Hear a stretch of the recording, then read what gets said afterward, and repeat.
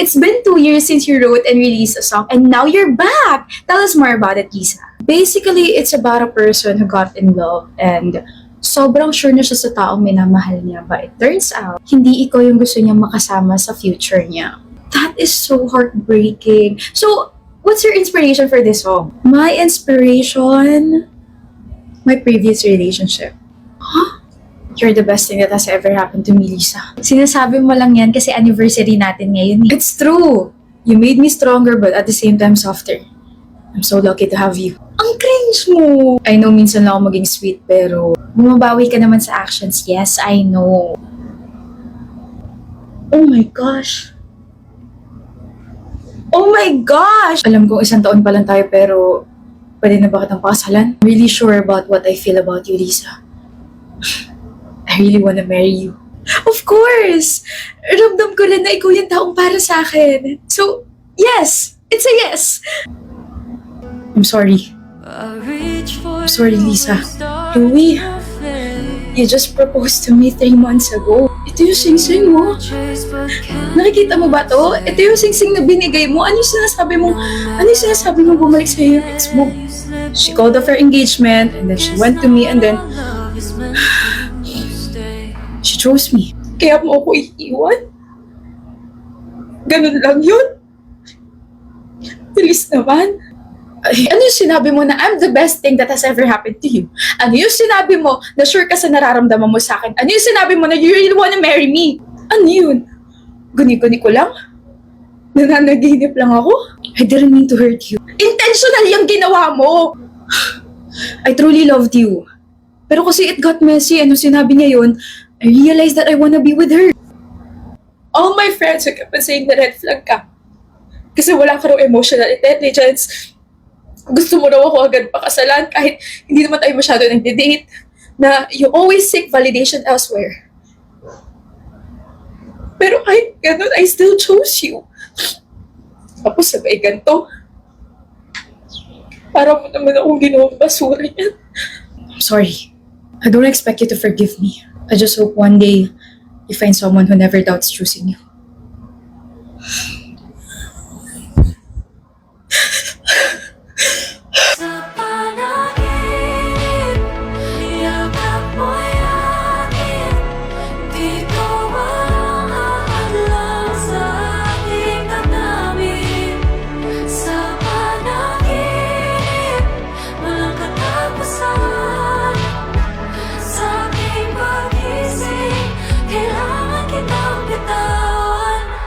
That was such an emotional song, Lisa. Wishing you all the healing this world can offer.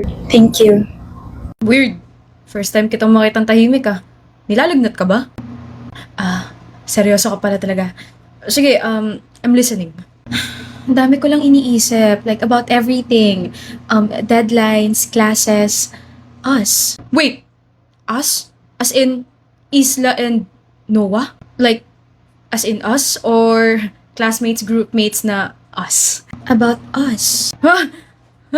Wow, Noah, you've been there for me kahit ng mga panahong wala akong malapitan. Nung bumagsak ako sa exam, nagpakain ka ng lugaw. Nung nag-crash yung thesis ko, nagstay up all night ka just to help me. Tapos kapag nalulobat yung phone ko, nandyan ka to lend your phone and I realized, maybe nag-hold back ako too much. Isla, sinasabi mo bang, yung naiisip ko sasabihin mo? You made me realize na... Na you like me? Huh? Ano ka ba? You made me realize na I need a new phone. My Realme 15T. Surprises don't always go how you expect, but they can last longer. Etong Realme 15T ko, nako, may 7,000 mAh battery to para hindi ko mapag-iwanan. You can also capture every detail with dual 50MP AI cameras powered by the MediaTek Dimensity 6400 Max 5G processor. Tapos bukod doon itong phone na to, may 26GB total RAM and 512GB storage para hindi ko maubusan ng space for moments that matter. Kala ko naman may big reveal. Kala ko naman may puwang ako dyan sa puso mo. Uy, Noah, meron kaya? Talaga? Oo, sa friend section. Friend zone? Wow. Wah, ang ganda niya. Sobrang smooth. Grabe. Smooth? Sino na naman yung ganda? Promise, she's so cool like the way she moves. Astig. Cool, ganda, astig? Sino yan? Sige nga, ipakita mo nga sa akin yan. Huh?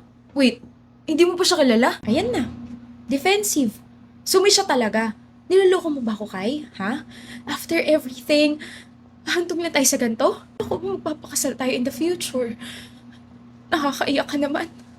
Nakakainis ka naman. Babe, relax. It's Never. Yun ba pangalan niya? Never as in sa Genshin Impact, bagong character, Dendro user. She literally summons and copies of herself. Tapos alam mo ba? Astig na sumipa, parang ganito. Ganon. Oh.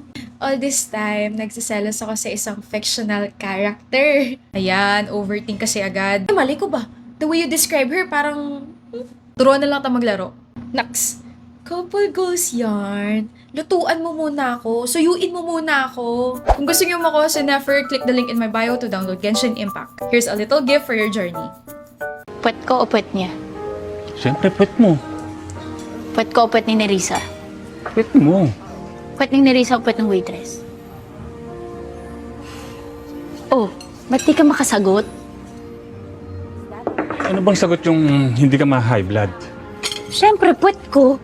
Eh, wala naman yun sa choices eh. Kahit na. Hina naman. Babe! Back at you. Bad girl. Is it bad that I never made love? No, I never did. But I shouldn't have had I want you to. Sinend ko na sa Gcash yung bayad ko, Mare, ha. Salamat sa uulitin. Ah! Anak kong kalbo. Grabe ka naman sa akin, Mama. Ha? Nandito ka na? Surprise! Hindi po ako yung padala ngayon kasi ako na yung dumating. Ano? Akala ko next year ka pa kasi ang mahal-mahal na pamasahe ngayon. Akala ko rin po next year pa kaso bigla na paaga tapos wala pa akong binayaran. Libre flight mo? Paano? Eh di dahil sa GCash Overseas, may promo kasi sila with Philippine Airlines. Talaga ba?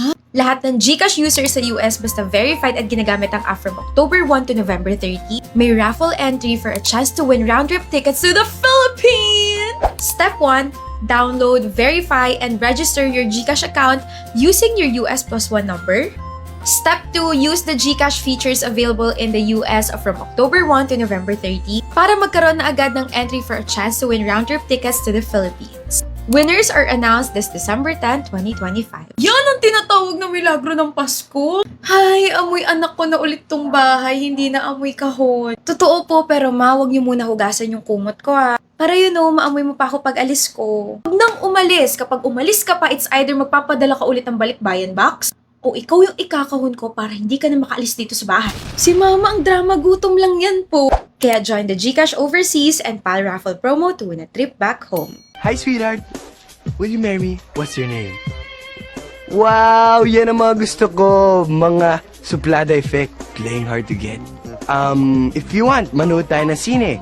I'll pay. No problem with that. Excuse me, may boyfriend na ako. Okay lang yun. Di naman ako siloso eh. Pero ang boyfriend ko, seloso. Ha? Huwag mong sabihin si kalbo na naman yung boyfriend mo. Sinong kalbo? Yung pangit yung kalbo. Yan ang boyfriend ko. Excuse me. Let's go. Okay. Guys, parang isang araw pala ng buwan, ubos na agad yung sweldo ko. Feeling ko may curse talaga yung wallet ko. Same, parang may dark sorcerer na laging kumukuha ng laman ng ref natin. Imagine, kahapon ako nag-grocery pero parang may mga invisible goblins na kumain ng lahat. Welcome to the kingdom of walang ipon. Lahat tumataas kasi. Food, bills, pamasahe. We're basically peasants in the realm of gastos, kaya ako careful na with every gold coin. Ay! Ito na si Lady Budget Planner. Ikaw na talaga yung high sorceress of Excel sheets, no? Not really, pero kung may spell para makatipid, kagamitin ko syempre. Speaking of tipid, ang dami ko ng wishlist dito, pero ayoko pang i-check out. I'm waiting for the right time. Sim! My cart is basically a museum, full of artifacts I can't afford. Well, the stars have spoken kasi darating na ang Lazada 10 Magic Sulit Sale happening from October 9, 8 p.m. to October 12. Unlock campaign vouchers worth up to 1,500, claim up to 70% off branded deals, and shop with confidence then with 100% authentic last mall finds. The real magic of Sulit shopping awaits. 70% off? 1,500 vouchers? Okay, wait. This might actually save me. Legit! Kaya nga I've been waiting for this eh. Warning lang ha, kung makikita niyo ako mag-commute next week, huwag na kayong magtaka kung wala akong pamasahe. I sacrifice it all for the legendary deals. Worth it naman. What the? Ano nangyari sa'yo? Parang ang aswang dyan. Ate, please. I have no time for your pang-aasar. I am literally heartbroken right now. Break na kayo. Break na nga. Grabe. Feeling ko sobrang haggard ko na. Hindi lang feeling, haggard ka talaga. Look at yourself. Sira makeup mo, ang gusugusin mo, tapos Tapos yung usok sa jeep kanina, ang lala kasi bugang-buga talaga sa amin. Imagine, broken-hearted na ako. Broken pa yung skin barrier ko. For sure, magkakapimple na naman ako nito tomorrow. Ruined makeup, usok, tapos yung pagiging oily ko pa. Iiyak na lang talaga ako. nakalimutan mo yata nandito ang ating mong #1 fighter. Let's wipe all those dirts with the CeraVe Foaming Cleanser and the CeraVe SA Smoothing Cleanser. The CeraVe cleanser can gently remove excess oil without damaging your skin barrier. Has 3 ceramides and it helps to make your skin feeling clean, fresh, and protected. Huy ate, ang fresh ko! Oh, hindi halatang niloko ng ex.